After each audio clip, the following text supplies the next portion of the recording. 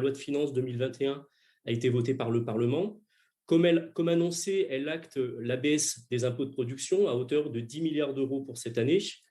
Cela impacte notre collectivité puisque la base imposable de la CFE et celle du foncier bâti s'en trouvent réduites de moitié, ce qui représente respectivement 46% et 12% des bases pour Clermont-Auvergne Métropole. Alors même si ce manque à gagner devrait être compensé par l'État, c'est une recette qui sera moins dynamique dans les années à venir puisqu'elle sera figée et non plus indexée sur l'inflation. Alors bien sûr, c'est une contrainte budgétaire supplémentaire, mais nous pouvons y voir, je pense, aussi une opportunité pour améliorer la compétitivité des entreprises présentes sur notre territoire et éventuellement en attirer de nouvelles.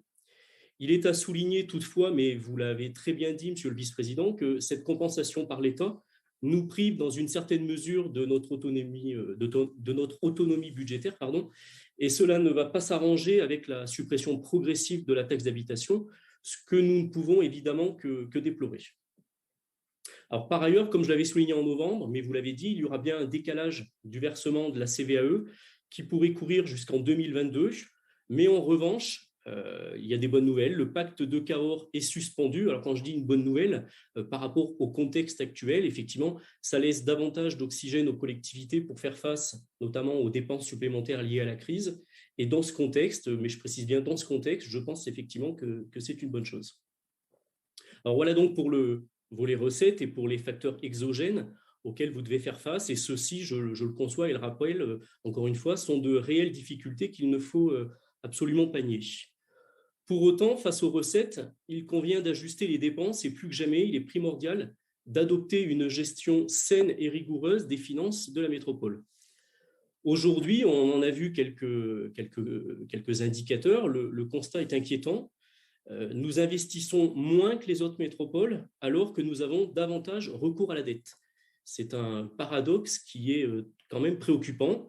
Et pourquoi en est-on là? En grande partie parce que nos dépenses de fonctionnement ne sont toujours pas maîtrisées. Quelques indicateurs pour y revenir. Notre taux d'épargne brute, vous l'avez dit, M. Prononce, notre taux d'épargne brute est 17%, ce qui est le plus faible taux d'épargne au sein des métropoles comparables à la nôtre. Si l'on raisonne par habitant, parce que c'est peut-être un indicateur qui est le plus parlant, l'épargne brute est de 110 euros, ce qui nous place dans le bas du tableau des métropoles, puisque la moyenne est de 160 euros. Et certaines métropoles ont une épargne brute 2 fois supérieure à la nôtre. On peut prendre l'exemple d'Orléans Métropole, par exemple, avec 211 euros par habitant. Alors, je ne reviens pas non plus sur le taux d'autofinancement. Vous l'avez particulièrement mis en évidence. C'est très inquiétant.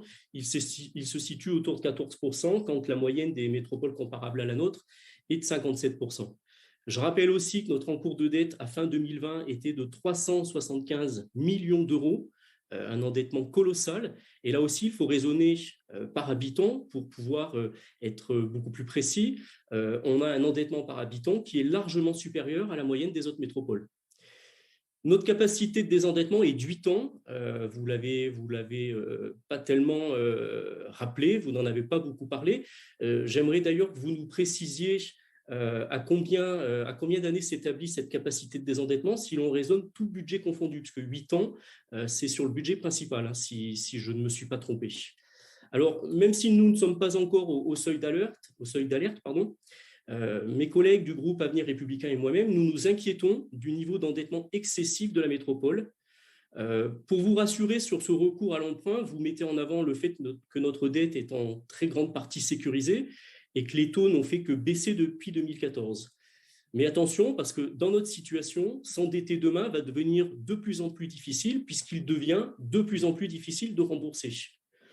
Pour votre information, mais vous le savez, donc plus certainement pour vous démontrer qu'un autre chemin est possible, je voudrais vous rappeler que la région Auvergne-Rhône-Alpes avait fin 2015 une capacité de désendettement d'environ 7 ans.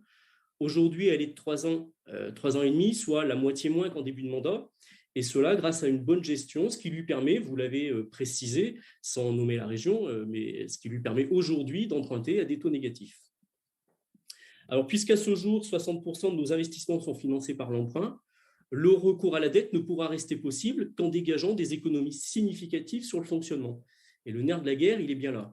À titre d'exemple, vous en avez parlé, les dépenses de personnel représentent à elles seules 80 millions d'euros, elles ont connu une augmentation très exponentielle ces dernières années. Alors, je sais que le seul fait de l'évoquer vous est insupportable et vous inspire parfois les pires caricatures sur nos propositions, mais devant ce constat, le statu quo ou la politique de l'autruche n'est à mon avis plus permise. Il serait raisonnable et largement envisageable de réaliser 4 millions d'euros d'économies sur les dépenses de fonctionnement. Encore faut-il en avoir la volonté. Mais peut-être serait-il bon aussi de revoir certains excès de dépenses dus à des services en régie, par exemple. Je pense que tout doit être mis sur la table et qu'il ne doit y avoir aucun tabou. Alors, dans le même temps, vous préparez les esprits depuis des mois à une hausse de la fiscalité pour pallier les faibles capacités financières de notre métropole. Nous considérons que l'impôt est plutôt un outil de compétitivité envers les entreprises face à la concurrence entre métropoles. Pour vous, et c'est regrettable, c'est une simple variable d'ajustement que vous ne savez utiliser qu'à la hausse quand les caisses sont vides. Enfin, face aux défis que notre territoire devra relever dans les années à venir, l'investissement devrait être beaucoup plus soutenu qu'il ne l'est, au détriment du fonctionnement, c'est évident. De grands projets structurants, vous en avez cité quelques-uns, Monsieur le Vice-président, de grands projets structurants et indispensables au développement de Clermont-Auvergne Métropole sont à financer, sont par exemple la modernisation de notre réseau de transport en commun, la poursuite de l'aménagement urbain, en rattrapant notamment le retard pris en matière de mobilité douce, les vastes chantiers de rénovation urbaine dans nos quartiers. Mais je pense qu'il faudra aussi revoir ou repenser certains, comme par exemple le projet de pharaonique de Grand Stade, qui reste en l'état, quoi qu'on en dise, une aberration dans ce contexte de crise, et cela malgré les excellents résultats du Clermont Foot. Pour conclure, je vous dirais que pour se donner les moyens de ses ambitions, si elle veut rentrer dans le concert des grandes métropoles, si notre métropole veut devenir la métropole d'équilibre de l'Ouest régional que vous appelez régulièrement de vos voeux, elle doit prendre résolument le chemin de la bonne gestion financière, comme la région, je l'ai indiqué, a su le faire depuis 6 ans.